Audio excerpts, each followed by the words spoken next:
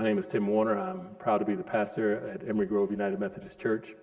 And I just want to talk a little bit about community, because that is really at the center of all of the redevelopment that we're doing here. And it was at the center of all of the communities that were destroyed during the 70s in Montgomery County. Emory Grove is typical of one of those.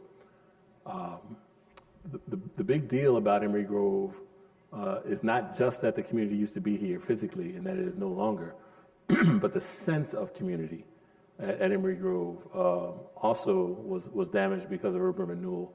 And really the only place that it remains authentically is here at this church. I've heard much from the elders here about the way that community used to be. And there's an interesting thing about it.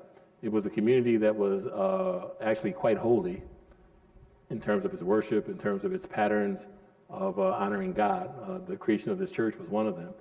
But it was also quite secular in places too. And the peculiar thing about this community was that both the sacred and the secular existed together all the time. At the Great Camp Meeting Ground, there was a permanent tabernacle, but there was also a dance pavilion, and there was also a baseball field. And so camp meeting was not just for worship, but also for recreation and fellowship. All of those things happened.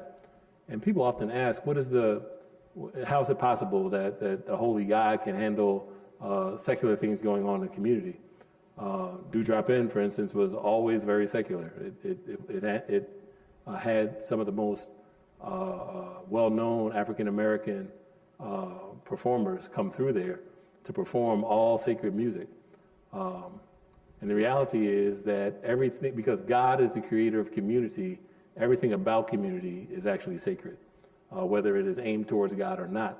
What we do in community is really honoring God by respecting the community itself, such that at Dewdrop Inn, the sense of togetherness and unity that came there was really something that God was doing inside the community.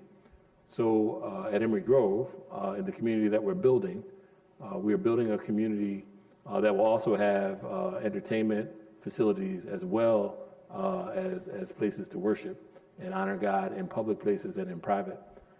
In this way, we're hoping to enhance what I know was going on in Scotland at the same time, because they were a part of everything that happened at the Dewdrop Inn and a part of camp meeting, and it is our pleasure to support that congregation in these efforts.